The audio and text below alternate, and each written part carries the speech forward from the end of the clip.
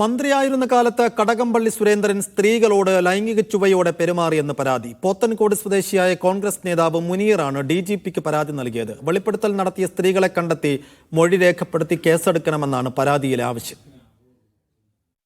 മന്ത്രിയായിരിക്കെ കടകംപള്ളി സുരേന്ദ്രൻ ലൈംഗിക ചുവയോടെ സംസാരിക്കുകയും സമീപിക്കുകയും ചെയ്തുവെന്ന സ്വർണ്ണക്കടത്ത് കേസുമായി ബന്ധപ്പെട്ട സ്ത്രീയുടെ വെളിപ്പെടുത്തലിന്റെ അടിസ്ഥാനത്തിലാണ് പരാതി നൽകിയിരിക്കുന്നത്.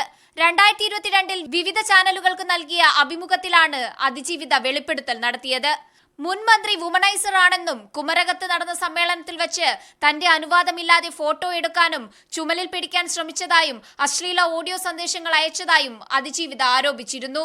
മന്ത്രിമന്ദിരത്തിൽ എത്തുന്ന സ്ത്രീകളുടെ നമ്പർ കൈക്കലാക്കി സന്ദേശങ്ങൾ അയച്ചതായി മറ്റു പരാതികളുമുണ്ട്. ശ്രീ കടകംപള്ളി സുരേന്ദ്രന്റെ കേസ് വളരെ ഗൗരവകരമായിട്ടുള്ളതാണ്. ഇരയെ തേടി ആർക്കും അന്വേഷിച്ച് നടക്കേണ്ട കാര്യമില്ല. ഇന്ന ആളാണെന്നുള്ളത് ഒരു വ്യക്തതയോടുകൂടി അവർ തന്നെ വെളിപ്പെടുത്തി. രാഹുൽ മാങ്കൂട്ടത്തിനെതിരെ യുവതികൾ വെളിപ്പെടുത്തൽ നടത്തിയതിന്റെ അടിസ്ഥാനത്തിൽ കേസെടുത്തിരുന്നു. പ്രത്യേക അന്വേഷണ സംഘം ഇതിൽ അന്വേഷണം നടത്തുന്നതിനിടെയാണ് കടകംപള്ളിക്കെതിരെയുള്ള സമാന ആരോപണം പരാതിയായി വീണ്ടും എത്തുന്നത്.